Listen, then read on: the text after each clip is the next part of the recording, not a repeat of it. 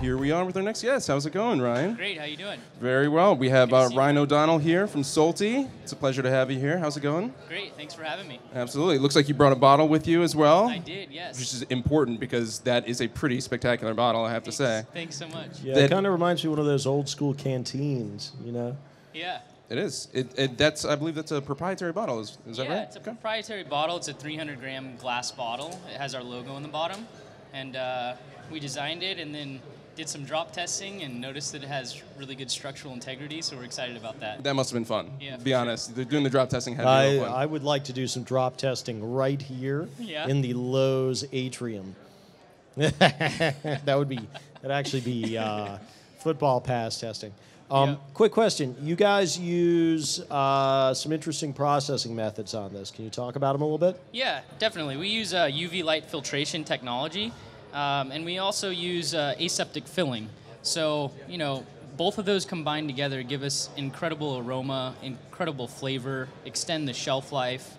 It's also one of the least evasive processing techniques out there. So I think it's a winner.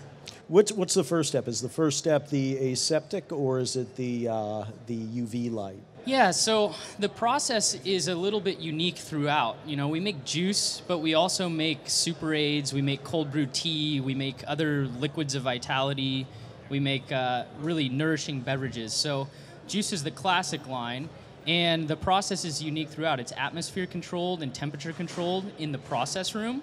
We're using sanitary pumps throughout. These are some things that help with cleanliness, help with flavor, nutrient counts, aroma. And then after that, it's bulk mixed into bulk containers or bright tanks.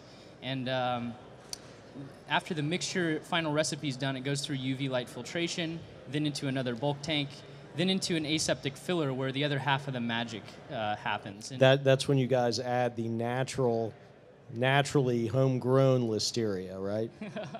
That's just a little HACCP joke there. Yeah. Yeah, so regarding HACCP, you know, the key thing is achieving 5 log reduction on the pertinent pathogens. So, you know, we're seeing 5 to 10 log reduction on E. coli, salmonella, listeria. So food safety is key for sure, but also retaining the product's original nature is very important, the nutrients and the enzymes, keeping it cold, keeping it alive. We got a chance to see a little bit of that when we actually had a chance to visit the new facility. It looks great, and there's a lot of pretty impressive technology that's going into that. And the glass itself, I think, is pretty interesting. That's like a commitment that you guys have made to doing glass bottles.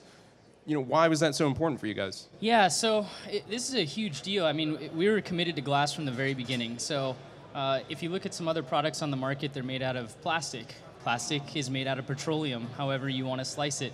So there's plenty of scares out there where people were afraid of leaving plastic water bottles in their car because of leaching problems. Well, water has a pH of 6.5 to 8.5.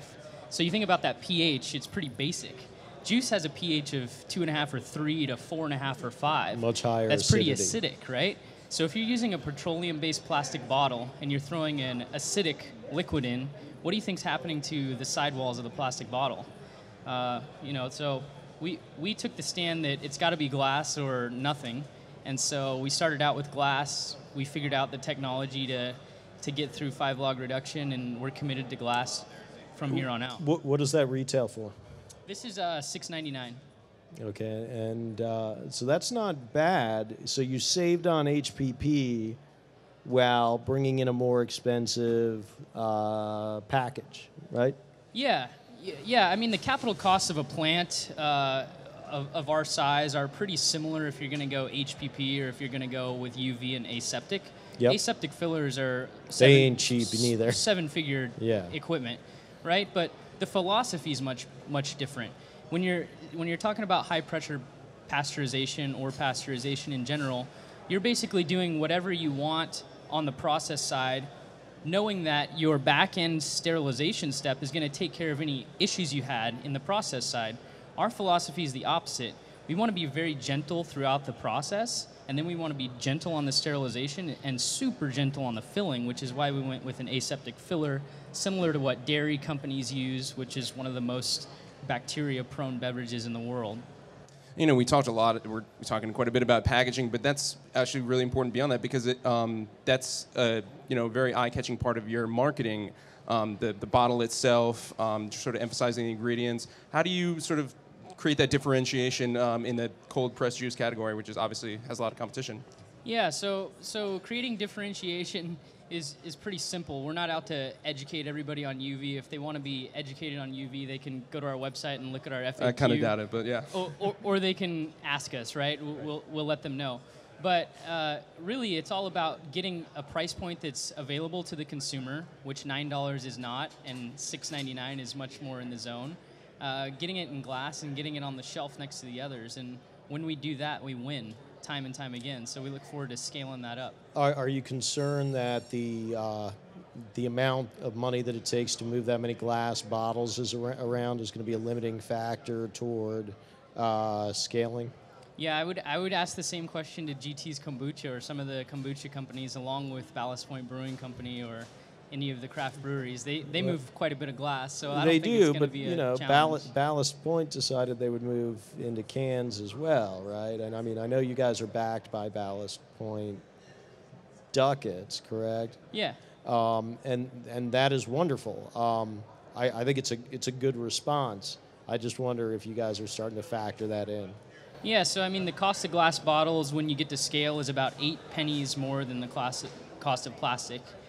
So we've certainly figured it in, but when you get to 150 million in revenue or so is when you start hurting from freight.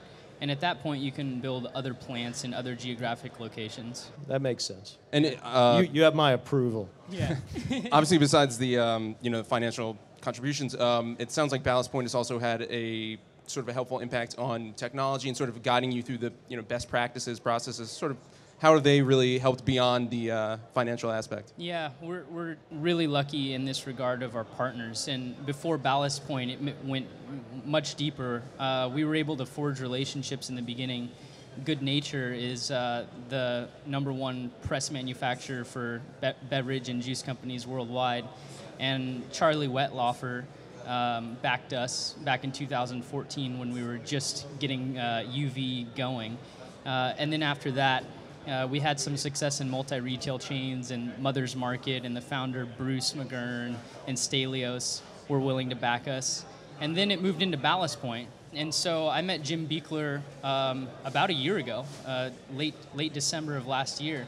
And Jim Beekler was the CEO of Ballast Point Brewing Company. And he brought me in to introduce me to Jack White, which now I've forged a relationship with, and Earl Kite, who is their chief commercial officer. And those three then put me in a room. After we did a lot of back and forth, I was actually looking for advice. I said, hey, Jim, I've seen what you've done at Ballast Point. I want to learn from the best. What can we do to get together? And so we got together. They toured our facility in Huntington Beach. They said, hey, this reminds us a lot of Ballast Point, where you're making the best product out there. It doesn't scale right away, but it scales in the mid and long term. And so we'd like to see what we can do. So they put me in a room with all of their vice presidents. And it was magical, man. We in the end had 10 of their vice presidents invest in us, and that's great. There's resources, on the personnel side. That's unbelievable. Well, Ryne, unfortunately, we got to kick you out of our room. Thanks so much for stopping by. Thanks so much for coming by. And good luck. Best of luck with Solti.